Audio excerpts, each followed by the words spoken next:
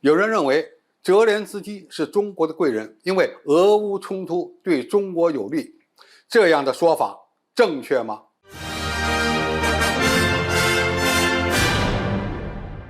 观众朋友、网友朋友，大家好，我是付天少。在俄乌冲突长期化的背景下，国内某些专家开始总结这场冲突对中国、美国、俄罗斯和欧盟这全球4强的影响。有人认为中国是唯一没有利益受损的国家，而泽连斯基堪称是中国贵人。作者分析认为，中国在这场冲突中毫发无伤，其他3方都是输家。其理由是，俄罗斯虽然占领了部分乌克兰的领土，但是仍未能阻止北约东扩。普京推出天然气卢布和石油卢布，让粮食变成了战略武器，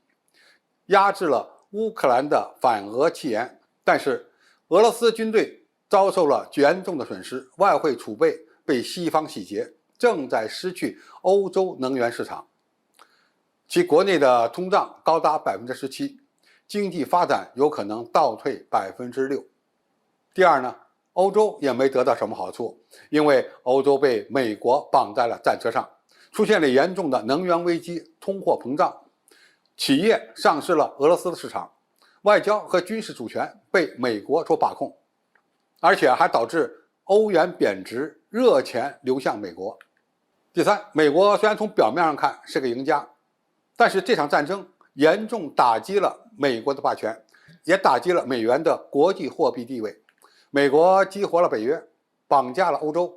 中断了北溪2号工程，让美国企业有机会抢占欧洲的能源市场和军火市场。但是美国也因为能源价格的上涨而出现了严重的通胀。俄罗斯推动的去美元化打击了美国的金融霸权，而美国无法阻止战争的爆发，更是冲击了美国的军事霸权。白宫无法号令中东，也无法真正的控制欧洲，这是美国霸权加速衰落的标志。中国则因为坚持在这场冲突中保持自己的原则立场，眼看着俄罗斯经济将融入中国经济圈，中企扩大了在俄罗斯国内的市场，人民币国际化也正在加速，美国已经失去了合纵战略对付中国的机会。如果我们不仔细分析，好像一场发生在欧洲的战争让中国成了最大的受益者。其实这是不正确的，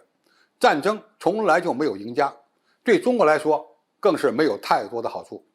首先，能源价格的上涨给中国带来了一定的损失，因为战争导致的石油、天然气价格的上涨，中国这个全球最大的石化燃料的进口国，必然要付出更多的外汇来采购。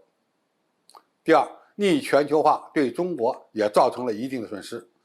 俄乌冲突的爆发加剧了全球供应链的危机，欧洲和美国出现了与中国产业脱钩的现象。中国是全球最大的贸易国，如果发达经济体纷纷开始搞产业链的闭环，那么对中国经济利益的伤害也是非常大的。第三，俄乌冲突并没有影响美国对中国的战略打压。俄罗斯军队在这场冲突中并没有表现出强大的战斗力，所以俄乌战事没有能够帮助中国吸引美国和北约的注意力，反而让美国进一步加紧关注印太地区的战略安全。北约也开始将中国列入其战略文件。随着这场冲突的发展，北约的地位被强化，美国拉拢欧洲的战略得逞了。俄乌冲突更严重的后果就是激活了北约的存在价值。从芬兰和瑞典想加入北约就能看出，俄罗斯并没有通过俄乌冲突来阻止北约的扩展，也没有解决掉自己所面临的战略安全压力。美国反而有机会进一步把欧洲绑在自己的战车上。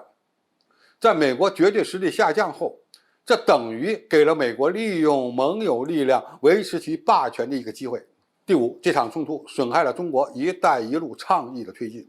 中国推进的“一带一路”倡议，乌克兰原本是重要的一环，中国的很多企业在乌克兰有利益，那么中国是乌克兰最大的贸易伙伴。现在几乎没有人关注中国企业在这场战争中的损失。总体来看，泽连斯基不是中国的贵人，俄乌冲突对中国并没有什么好处，因为这场冲突让美国加强了北约在全球安全战略中的地位。甚至呢开始吸引日本、韩国参加北约的会议，这对中国反而不利。在当今世界，中国最大的战略利益就是和平发展，直至国力超越美国，成为全球最大的市场和军事实力最强大的国家。俄乌冲突对中国而言可以说是有利有弊，根本谈不上毫发无损。随着这场冲突的长期化，中国反而要小心逆全球化潮流而带给我们的伤害，更要小心美国离间中欧关系。为此，我们必须做好相应的准备。好，今天的评述就到这里，谢谢大家收看，我们下期再见。